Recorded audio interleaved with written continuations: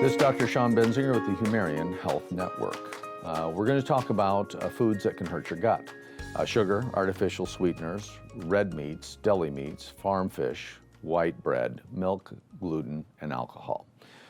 Sugar, simply because it can suppress your immune system up to 40% after each dose you take. That's a major issue. Number two, it affects even brain function. Sugar is bad. Artificial sweeteners. They've not done enough research that, in my estimation, is safe. There are alternative options in the natural field of stevia and a few of the lohan and stevia that you can move to, as long as you get a highly unsynthesized form. So you have to do your research and be careful. Red meats, once a week, still not that big of an issue. We find that organic is better than the grain-fed. However, still an issue. Don't eat it too often, but have it infrequently.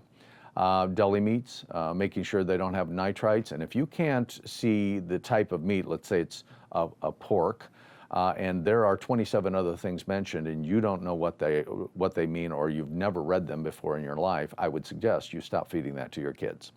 Deli meats have a real problem. There are some high quality meats out there that you can consider that use celery seed, other things like that, to preserve the meat for safety for your family. However, stay away from the others.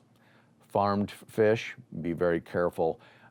It's hard. Fish is a great protein. I highly support the idea of fish itself, but I would stay away from those that are farmed in the Midwest and on ponds and things like that. They have some real problems with the type of foods they feed them.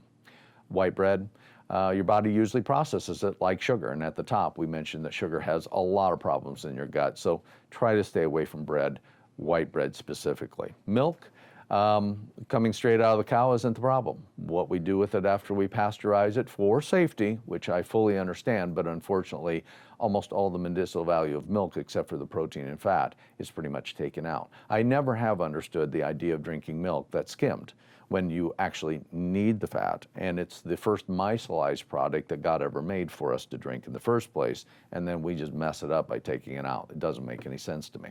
But you might not like that taste, but whole milk is one of your better ways to go if you're going to drink milk. But remember, the darker the skin, the likelihood of having a milk allergy goes way up. And that's a generalization, but it's pretty accurate percentage-wise, so keep that in mind. Gluten sensitivity related to wheat specifically, let's say, keep in mind that not only is gluten an issue, but you will have problems with mycotoxins as well as possibly a Roundup or other chemicals that they've used on it, because they just can't clean it all the way out of it. So keep that in mind when you're looking at gluten sensitivities, because it might not be gluten, it could be some of the other factors. And then lastly, alcohol.